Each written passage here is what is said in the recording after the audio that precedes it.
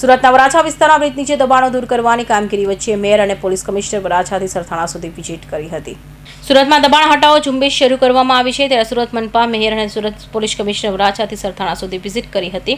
Bridge નીચે ગેરકાયદેસર વસવાટ કરતા લોકોને હટાવવામાં આવ્યા હતા અને લારી પાથરણા વડા સહિત રસ્તાનું દબાણ દૂર કરવા મેયર દ્વારા સૂચના આપવામાં આવી હતી। ટ્રાફિકને નડતરરૂપ દબાણો દૂર કરવા પોલીસ કમિશનરે સૂચના આપી હતી અને ખોટી રીતે રસ્તાઓ રોકીને દબાણો કરનાર સામે પોલીસ કાર્યવાહી કરવા સૂચના અપાઈ હતી। પાલિકાની ટીમ અને પોલીસ અધિકારીઓ સતત કાર્યવાહી કરી દબાણો દૂર કરવા આદેશ આપ્યો હતો।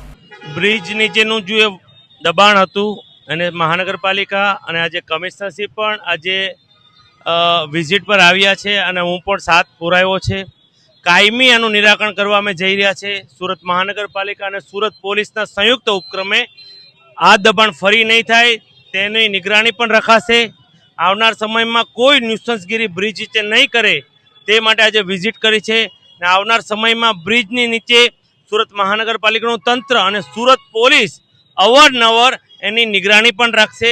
એટલે આપણે દબાણ બ્રિજ નીચેનું કાયમી દબાણ આપણે અત્યારે કાયમ માટે આ દબાણ ન થાય તેની કાળજીના ભાગરૂપે આજે મેં કમિશનરશ્રીએ વિઝિટ કરી છે અને તમામ રોડ પર આજે સાથે ચાલીને અને જ્યાં જ્યાં ઇન્સ્ટ્રક્શન આપવાની હતી ત્યાં અમે આપી છે।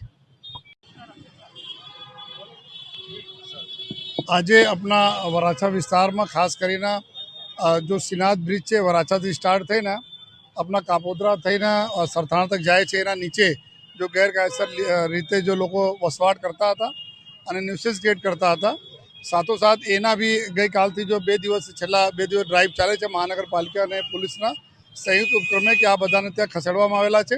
સાથોસાથ આ સમગ્ર વિસ્તારમાં ત્યાં અમે લોકો જો પેદલ ચાલીને મેયરશ્રી અને અમે લોકો બધા અમારી ટીમ જો એ સાથે ફરીએ છીએ જોવા માટે ક્યાં ક્યાં ઓર શું કરવાની જરૂરત છે, ટ્રાફિક નિયમન ખૂબ સારી રીતે થાય એના માટે જો રોડ વગેરે पे જો પેચિંગ વર્ક કરવાના હોય, લાઇનિંગ પટ્ટા દોરવાના હોય, ઝેબ્રા ક્રોસિંગ કરવાના હોય તો આ તમામ ચીજો અમે લોકો જોઈ રહ્યા છીએ।